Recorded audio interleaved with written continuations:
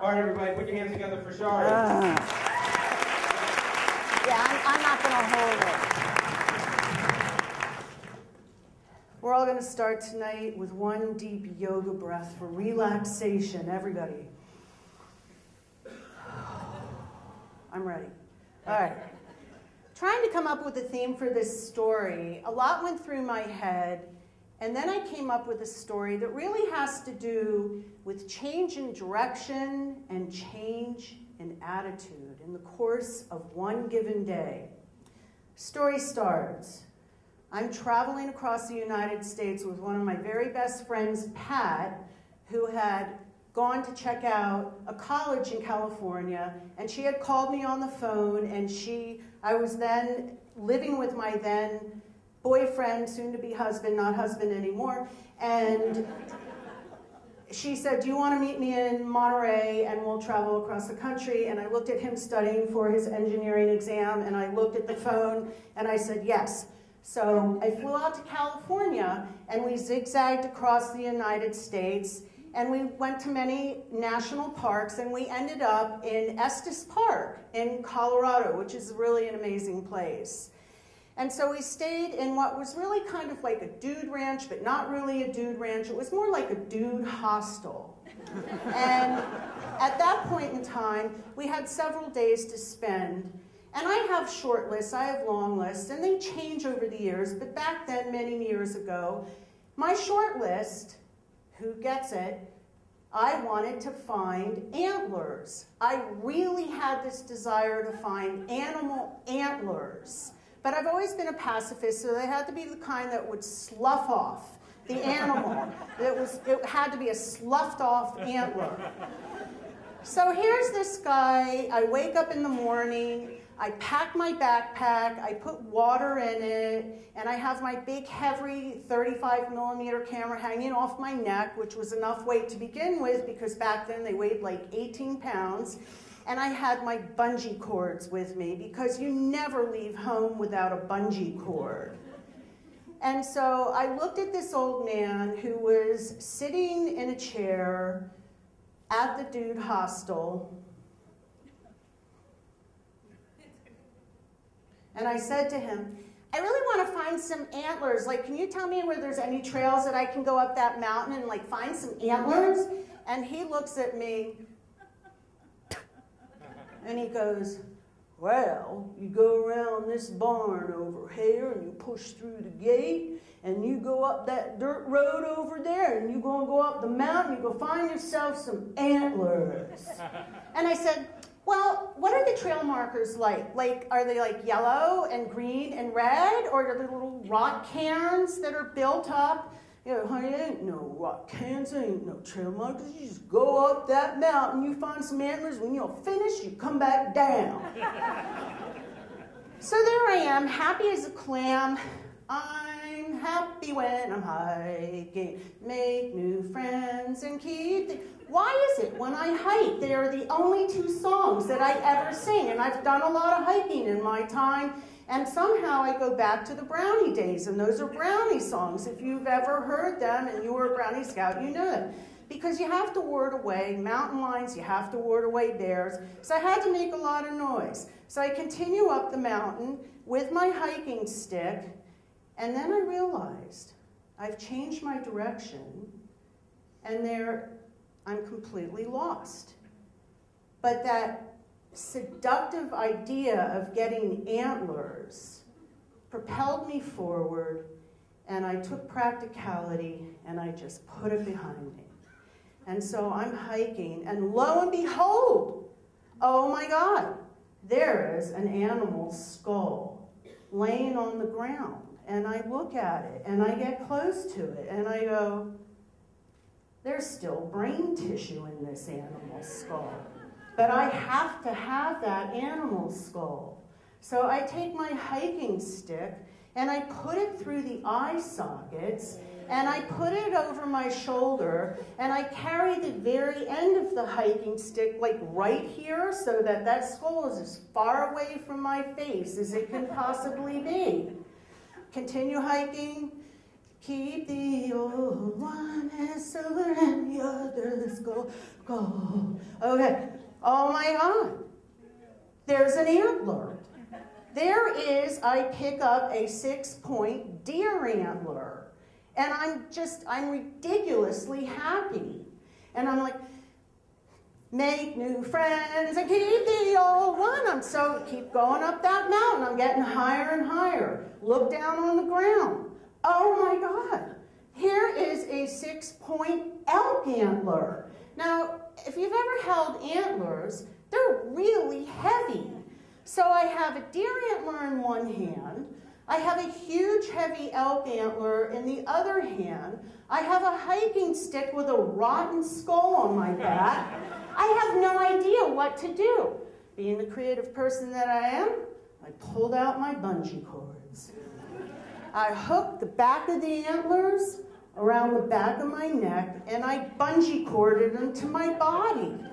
And then I realized that these antlers, as I tried to move, were changing direction on my body. And these songs would change at any given time to something like, when I tweaked them this way, that song all of a sudden became, I'm too sexy for my clothes, I'm too sexy. So I would turn it this way, trying to walk, and then the Volga Boat song would come out. So I then realized that my attitude of elation was getting to become a little bit panicky, because now the day is waning, the light is waning, I have no idea where I am. So then I had to bring that practicality back into me, and I had to figure out how to get down the mountain. Well, back in Brownie Scouts, we learned that moss is on the north side, and that on the other side, there's no moss because that's where the sun is. The sun sets in the west. Somehow I had a feeling I had to go down towards the sun. Started to hike down towards the sun. Me and my exoskeleton now, going down the mountain, like in a grade B Western movie, and I'm very tired at this point. I come to a log cabin, and there's the log cabin, and out comes some woman. And she looks at me, and I'm mortified. And I said, I'm really lost. And I quickly, in 5 seconds, explained my story to her because I was so embarrassed. And she goes, well, you see that pasture over there? You got to go through that pasture. And then when you get through that pasture, you got to change your direction. And you got to head north 3 miles up the mountain back to the hostel. And I'm looking at that pasture. And that pasture is filled with longhorn cattle. And the longhorn cattle antlers are about like that. And so I had to climb a fence. And to climb a fence with an exoskeleton is impossible. So I had to undo these antlers. I had to climb. I had to heave the antlers over the fence, reattach them to my body, get my rotten skull, and I'm looking at these cattle, and I'm realizing that I now have 12 points of contact on my body and probably some strong pheromones coming out of this skull. I was terrified. I did not know what to do. So very gingerly, very bravely, I had to step over giant cow plops and walk through this field with me and my exoskeleton with all these longhorn cattle. And truly that was one of the most frightening times in my life. Then I came to another fence. I had to unattach the antlers, unattach everything else, climb over the fence, put all the stuff back on, bungee cord it to my body, and then I hit the dirt road. And at this point in time, I'm exhausted. And I'm walking up the road. There are cars going by. I thought, don't anybody even dare stop to ask if I'm okay. Don't stop to see what's going on. I just had to get back to that dude ranch. Very end of the day, I get back to that dude ranch, and there's this old man sitting on the porch, and he says, God dang, here comes this little honky girl from Philadelphia with her big camera on her neck, and she got antlers strapped to her body. I lived here my whole life. I never found any antlers. I was very proud of myself, to say the least. Now, what did I do with the antlers in the skull? We still had to drive from Colorado back to Philadelphia. Now, when I travel, for some stupid reason, I always have to take about 11 pressed blouses with me on hangers and make sure that they don't wrinkle on the trip, because I never know when I'm going to have an iron on hand. So I did not dare put the antlers in the car because they would create wrinkles on those clothes that I never once wore in 6 weeks. And I tied with my bungee cord that skull on top of the car so that the smell would not interfere with our next 2,000-mile journey back to Philadelphia. And we stopped in Kansas City, Missouri, and we stayed in a motel.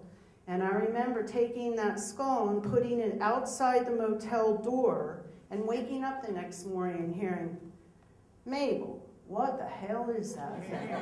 And Betty goes, "I think that's the skull of a fish." So that skull made it all the way back to Philadelphia. Those antlers made it all the way back to Philadelphia.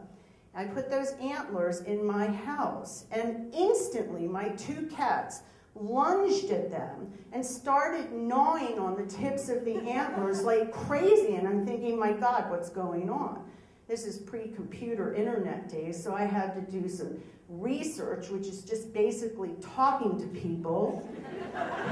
Something that we don't do a whole lot of anymore. And going to a library and opening a book to research this, and found out that truth, which is good, interesting information, is the reason you don't usually find antlers is because all the other animals eat them very quickly for their calcium and their salt. To this day, I really don't know what happened to that skull. It did get into my house. It quickly disappeared. It could have been eaten up by all of my cats. But my antlers are still in my dining room, and my daughter told me that when she has one of her bacchanalian parties, when I'm far away on vacation, that she takes the antlers and puts them away. She thinks there's a hazard. If any of her friends would ever trip and fall, they would impale themselves. So that is my story, and I like to end with morals. And the moral to the story is that you have to promise yourself throughout your life you will do some really stupid stuff, because if you do really stupid stuff, you're going to have a lot of fun, and then you'll have a good story to share with everyone else. Thank you. All right, thank you.